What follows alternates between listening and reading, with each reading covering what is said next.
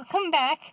So, it's apparently a bit of a feast or famine kind of month for me reading-wise, because so much of the month, nada on finishing reading things.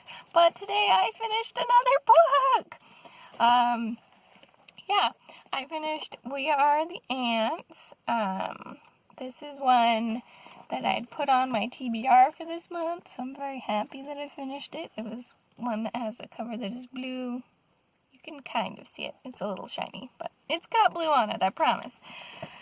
And just as a heads up, this is the kind of book that I don't think I can talk about without some spoilers. So, heads up for that, and let's just hop into this. So, general premise of this book is we've got this boy who gets abducted by aliens, and they offer him the choice of pressing a button in order to save the world, or if he doesn't press the button, then the world will explode on January 29th. And he's got like six-ish months or something? 4 months? I don't know. It's from September to January. Don't look at me at the bad math that I just did, because I'm sure both of those numbers that I just said were wrong. But anyways, that's the general premise of it. But this book is so much more than that.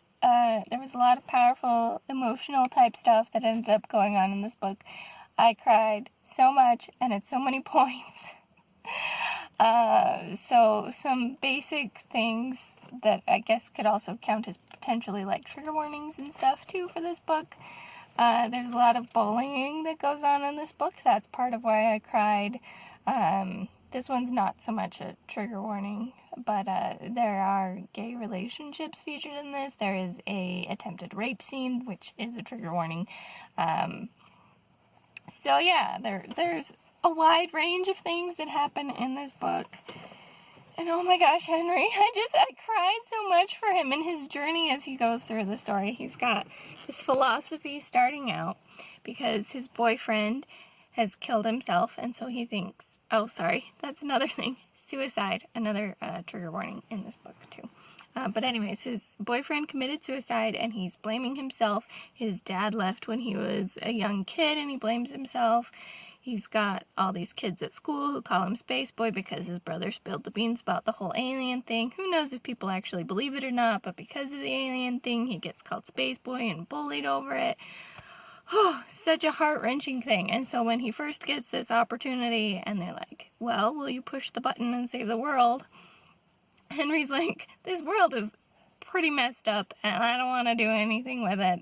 I'm sick of being in this world. I can't overcome being Space Boy. I'm not going to press the button. And then we get to see his emotional arc, where, as I mentioned, because I can't not talk about it, spoilers, he says by the end that he would push the button and save the world. And so the things that help him to reach that conclusion, first off, very early in the book, we meet my favorite character in the story, whose name is Diego.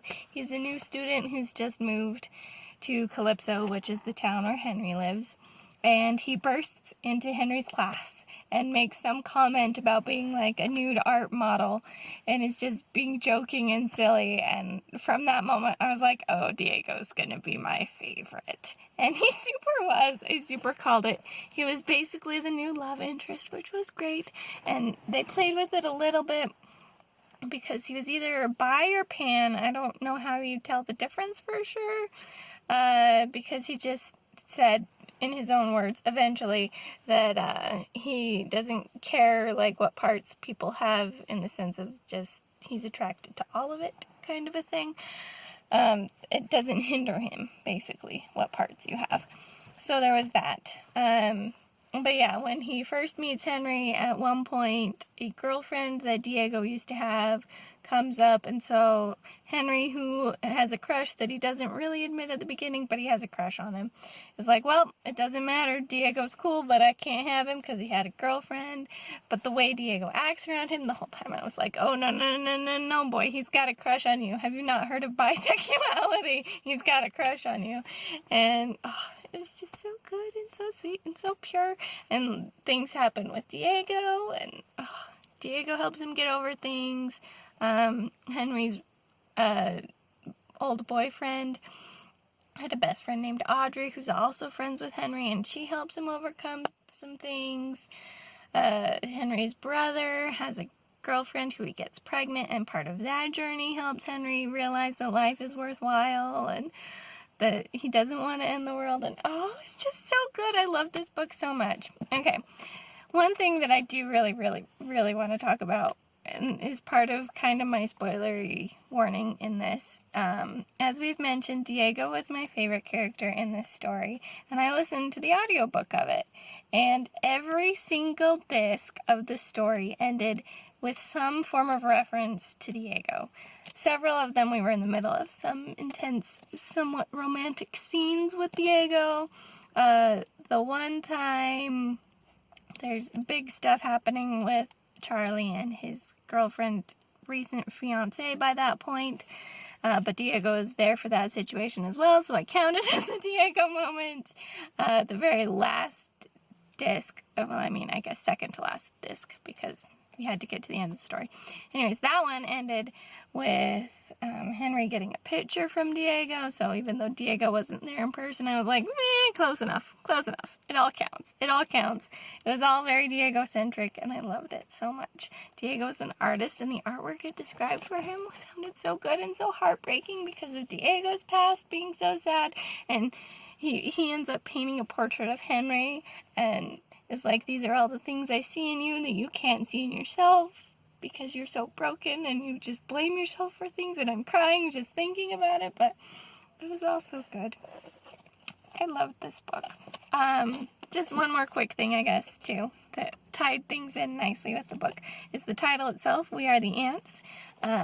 Part of the philosophy that Henry has at the start of the book that he talks about is how ants are so insignificant basically to us, and that we don't notice them or think about them until they're drawn to our attention, like you walk along a sidewalk and you see a nest of them or something, and then suddenly they're on your mind. But other than that, they're still just going about their lives, doing their thing, whatever. And so he makes the comment that's very pessimistic at that point, that it's like, we're just the ants. These aliens have been watching me, and I'm like the ant that they've taken an interest in, kind of a thing.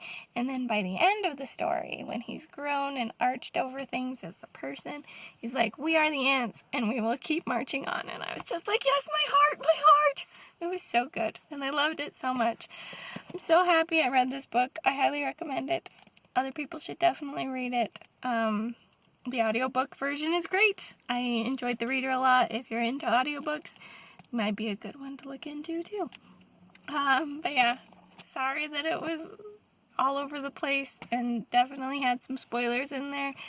But my heart, I couldn't not talk about it in the way that I wanted to talk about it, and that meant I had to have some spoilers because I needed to express my emotions over some of the events and things that happened, and I didn't spoil everything. There's still events that will be a surprise and potentially even emotional if you do read the book, but I wanted to say what I had to say about it and what I thought about it, and I highly recommend it.